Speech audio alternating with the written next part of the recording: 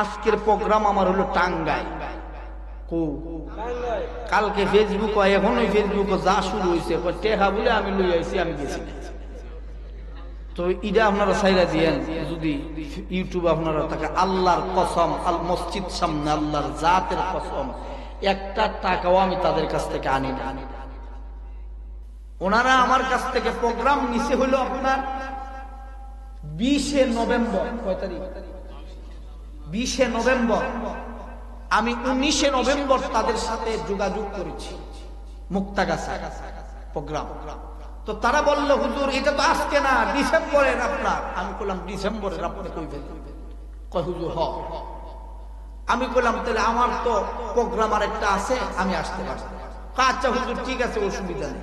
এই 2 দিন ধরে তারা পোস্টার করে আমার নাম প্রচার কইরা, টাকা পয়সা উঠাইয়া, চান্দা কালেকশন সবকিছু কইরা, এখন মানুষকে বুঝানোর লেগা হেরা কত বড় চালাক চিন্তা করেন। হেরা মাইক সামনে লইয়া হেরা আমার কথা এরা মানুষকে শুনাইতে চায়। কত বড় বাটফার কথা বলেন ঠিক কিনা? বলছে একটা, করছে আর। এই জন্য আল্লাহ এই সমস্ত কমিটিদেরকে আল্লাহ হেদায়েত করে বললাম। আমরা যারা ওয়াজ করি আমরা খুব সুজা মনে করছেন না, আমরা আসলে এত সুজা উজা না। মজদুর এখন ঠিক কিনা? আমরা যত খালি পারে বাস দিত, খালি বাস, মায়াত নাই।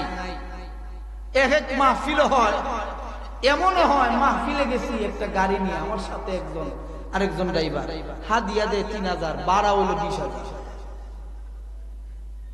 আছে না না? এরপরেও আমরা বালা না লাগলে আমি কই যে তাহির হিসাবের কথা, আমরা তো বালা না, বালা লইয়া তাই। আল্লাহ এদেরকে হেদায়েত করে বলেন আমি।